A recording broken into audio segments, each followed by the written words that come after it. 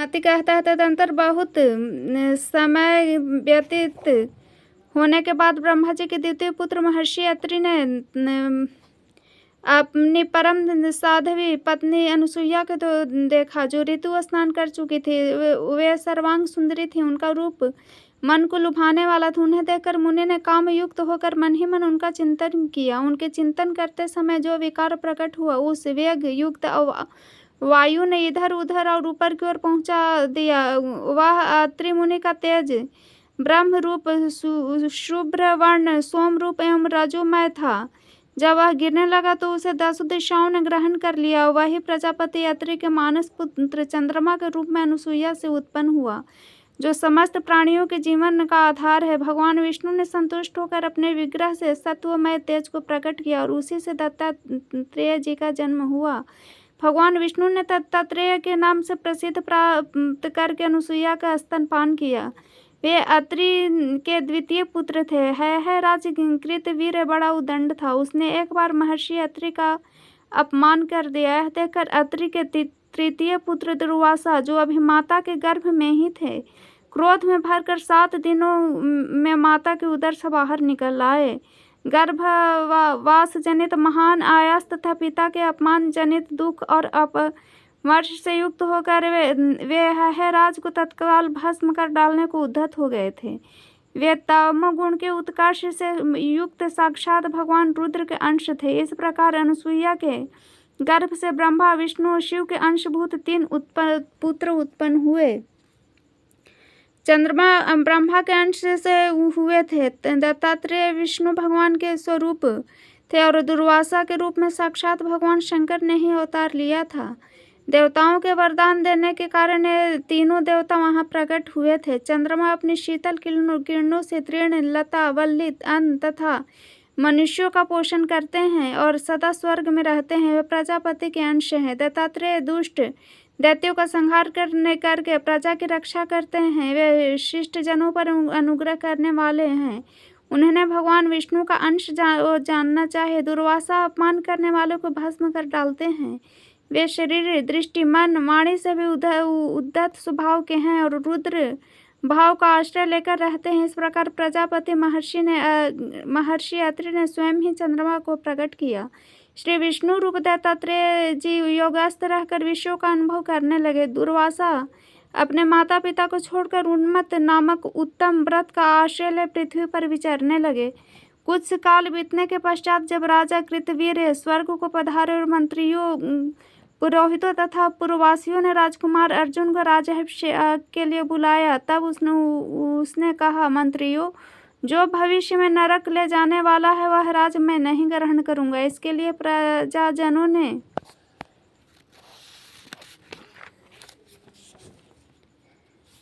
कर उस उद्देश्य का पालन न किया जाए तो राज लेना व्यर्थ है। वैश्य लोग अपने व्यापार से होने वाली आय का 12वां भाग राजा को इसलिए देते हैं कि वे मार्ग में लुटेरे द्वारा लूटे न जाएं। राजकीय अर्थ रक्षकों के द्वारा सुरक्षित हो, वे वाणिज्य के लिए यात्रा कर सके। ग्वाले, घी और तक आदि का तथा किसान अनाज का 6ठा भाग राजा को इसी उद्देश्य से अर्पण करते हैं। यदि राजा वैश्य से संपूर्ण आय का अधिकांश भाग ले ले तो वह चोर का काम करता है। इससे इस इष्ट मूर्त कर्मों का नाश होता है। यदि राजा को कर देकर भी प्रजा को दूसरी वृत्तियों का आश्रय लेना पड़े तो उसकी रक्षा राजा के अतिरिक्त किन्हीं अन्य व्यक्तियों द्वारा हो तो उस अवस्था में कर लेने वाले राजा को निश्चय ही नरक में जाना पड़ता है।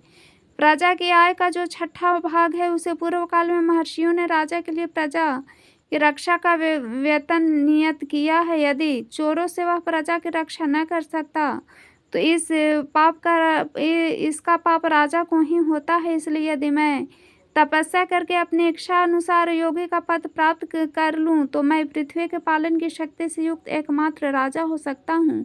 ऐसी दशा में अपने उत्तरादित्व के पूर्ण निर्वाह करने के कारण मुझे पाप का भागी नहीं होना पड़ेगा।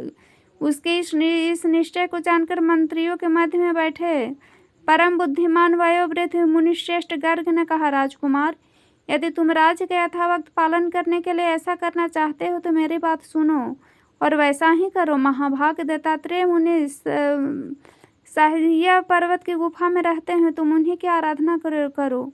वे तीनों लोगों की रक्षा करते हैं। दत्तात्रेय जी योग युक्त परम सौभाग्यशाली सर्वस्त्र समदर्शी तथा विश्वपालक भगवान विष्णु के अंश रूप से इस पृथ्वी पर अवतीर्ण हुए हैं। उन्हीं की आराधना करके इंद्र ने दुरात्मा दैत्यों द्वारा छीने हुए अपने पद को प्राप्त किया तथा दैत्यों को मार भगाया। अर्जुन ने पूछा, महर्षि, देवताओं ने परम प्रतापी दत्तात्रेय जी की आराधना किस प्रकार की थी तथा दैत्यों द्वारा छीने हुए इंद्रपद को देवराज को कैसे प्राप्त किया था? गर्ग ने कहा, पूर्व काल में देवताओं और दैत्यों में बड़ा भयंकर युद्ध हुआ था। उस युद्ध में दैत्यों का नाम नायक जंभ था और देवताओं के स्वामी इंद्र उन्हें युद्ध करते एक दिव्य व्यर्ष व्यतीत हो गया। इसके बाद देवता हार गए और दैत्य विजयी हुए। विप्र, चिति और दानवों ने जब देवताओं को परास्त कर दिया तब वे युद्ध से भागने लगे। अब उनमें शत्रुओं को जीतने का उत्साह न रह गया। फिर वे दैत्य सेना के वध की इच्छा से बृहस्पति के पास आए और उनके तथा बाल्य, खिल्य आदि महर्षियों के साथ बैठकर मंत्रणा करने लगे। बृहस्पति जी ने कहा, देवताओं, तुम अत्रि के तपस्वी पुत्र महात्मा दत्तात्रेय के पास जाए और उन्हें भक्तिपूर्वक संतुष्ट करो। उनमें वर देने की शक्ति है। वे तुम दैत्यों का नाश करने के लिए वर देंगे। तत्पश्चात तुम सब लोग मिलकर दैत्यों और दानवों का वध कर सकोगे। गर्ग ने कहा, उनके ऐसा कहने पर देवराज दत्तात्रेय के आश्रम में गए और लक्ष्मी जी के साथ उन महात्मा का दर्शन किया। सबसे पहले उन्होंने अपना कार्य साधन करने के लिए उन्हें प्रणाम किया, फिर स्तमन, फिर मध्य भक्ष्य भोज्य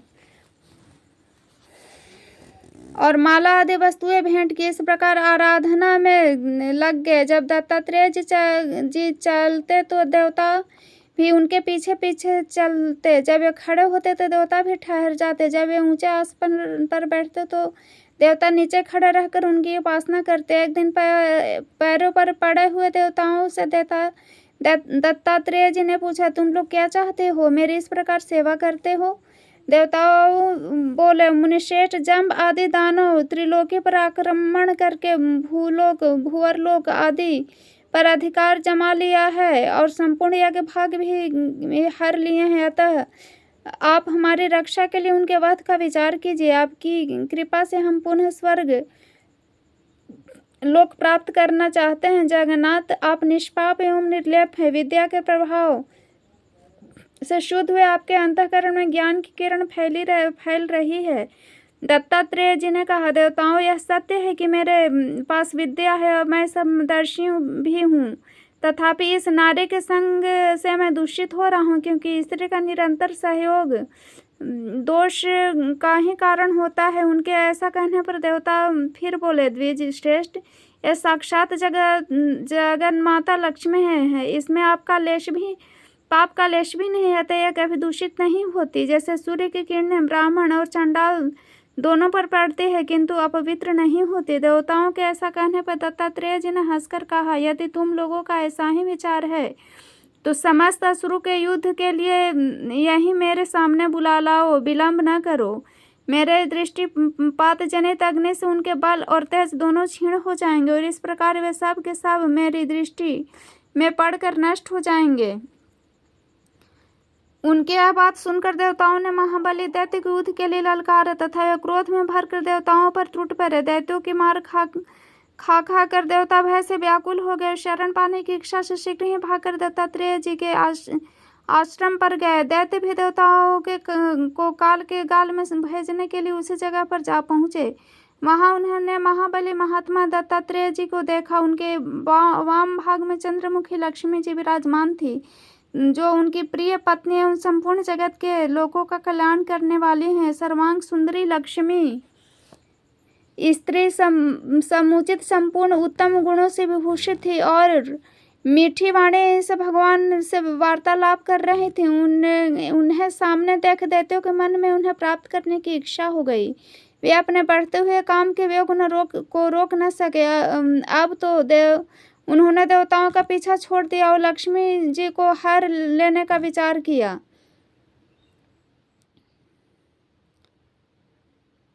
उस पाप से मोहित हो जाने के कारण उनकी सारी शक्ति क्षीण हो गई। वे आसक्त होकर आपस में कहने लगे, यह स्त्री त्रिभुवन का सारभूत रत्न है, यदि यह हमारी हो जाए तो हम लोग कृतार्थ हो जाए हैं। इसलिए हम सब लोग मिलकर इसे पालकी पर बिठा लें और अपने घर को ले चले। यह विचार निश्चित हो गया। आपस में ऐसी बात करके वे काम पीड़ित दैत्य आसक्ति पूर्वक वहां गए और लक्ष्मी जी को पालकी में बिठाकर उन्हें मस्तक पर ले अपने स्थान की ओर चल दिए। तब दत्तात्रेय जी ने हंसकर देवताओं से कहा, सौभाग्य से लक्ष्मी दैत्यों के सिर पर चढ़ गई है, अतः तुम लोग बढ़ो, हथियार उठाकर इन दैत्यों का वध करो। अब इनसे डरने की आवश्यकता नहीं, मैं इन्हें निस्तेज कर दिया है तथा पराई स्त्री के स्पर्श से इनका पुण्य जल गया है, जिससे ये शक्तिहीन हो चले हैं।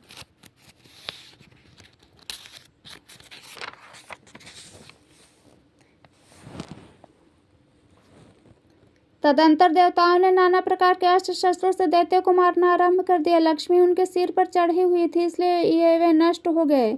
इसके बाद लक्ष्मी जी वहां से महामुनि दत्तात्रेय के पास आई। उस समय संपूर्ण देवता उनकी स्तुति करने लगे। दैत्यों के नाश से उन्हें बड़ी प्रसन्नता हुई। फिर परम बुद्धिमान दत्तात्रेय को प्रणाम करके देवता स्वर्ग में चले गए। अब पहले के भांति निश्चिंत होकर रहने लगे। राजन, यदि तुम इसी प्रकार अपनी इच्छा के अनुसार अनुपम ऐश्वर्य प्राप्त करना चाहते हो तो तुरंत ही उनकी आराधना में लग जाओ। गर्ग मुनि की यह बात सुनकर राजा का कार्तवीर्य ने दत्तात्रेय जी के आश्रम में जाकर उनका भक्ति पूर्वक पूजन किया। वह उनका पैर दबाता, उनके लिए माला, चंदन, गंध, जल और फल आदि सामग्री प्रस्तुत करता, भोजन के समय साधन जुटाता, जूठन साफ करता। इससे संतुष्ट होकर मुनि ने कार्तवीर्य से कहा, अरे भैया, तुम देखते हो मेरे पास यह स्त्री बैठी हुई है, मैं इसके उपभोग से निंदा का पात्र हो रहा हूँ, अतः मेरी सेवा तुम्हें नहीं करनी चाहिए। मैं कुछ भी करने में असमर्थ हूँ। तुम अपने उपकार के लिए किसी शक्तिशाली पुरुष का आराधना करो। ये उनके इस प्रकार कहने पर कार्तिकवीर अर्जुन को गर्ग जी की बात का स्मरण हुआ। उन्होंने दत्तात्रेय जी को प्रणाम करके कहा, अर्जुन बोले, देव, आप अपने माया का आश्रय लेकर मुझे क्यों अपनी माया में डाल रहे हैं? आप सर्वथा निष्पाप है। इस प्रकार ये देवी भी संपूर्ण जगत की जननी है। अर्जुन के कहने पर भगवान ने संपूर्ण भूमंडल को वश में करने वाले महाभाग कार्तवीर्य से कहा, राजन, तुमने मेरे गूढ़ रहस्य का कथन किया है, इसलिए मैं तुम पर बहुत संतुष्ट हूँ। तुम कोई वर मांगो। कार्तवीर्य ने कहा, यदि आप मुझ पर प्रसन्न हैं तो मुझे ऐसी उत्तम ऐश्वर्य शक्ति प्रदान कीजिए जिससे मैं प्रजा का पालन करूं और अधर्म का भागी न बनूं। मैं दूसरे के मन की बात जान लूं और युद्ध में मेरा कोई सामना न कर सके। युद्ध करते समय मुझे 1000 भुजाएं प्राप्त हो, किंतु वे इतनी हल्की हो जिससे मेरे शरीर पर भार न हो। पर्वत, आकाश, जल, पृथ्वी और पाताल मेरी आबाद गति हो। मेरी अपेक्षा श्रेष्ठ पुरुष के हाथ से हो। यदि कभी मैं कुमार्ग में प्रवृत्त हूँ तो मुझे सन्मार्ग दिखाने वाला उपदेशक प्राप्त हो। मुझे श्रेष्ठ अतिथि प्राप्त हो और निरंतर दान करते रहने पर भी मेरा धन कभी क्षीण न हो। मेरे स्मरण करने मात्र से संपूर्ण राष्ट्र में धन का अभाव दूर हो जाए तथा आप में मेरी अनन्य भक्ति बनी रहे। दत्तात्रेय जी बोले, तुमने जो जो वरदान मांगे हैं वे सब तुम्हें प्राप्त हो। तुम मेरे प्रसाद चक्रवर्ती सम्राट हो। सुमति कहते हैं, तदंतर दत्तात्रेय जी को प्रणाम करके अर्जुन अपने घर गए और समस्त प्रजा एवं अमाल्य वर्ग के लोगों को एकत्रित करके उन्हें राज्याभिषेक ग्रहण किया। उनके अभिषेक के लिए गंधर्व, श्रेष्ठ अप्सराएं, वशिष्ठ आदि महर्षि, मेरु आदि पर्वत, गंगा आदि नदियां, समुद्र,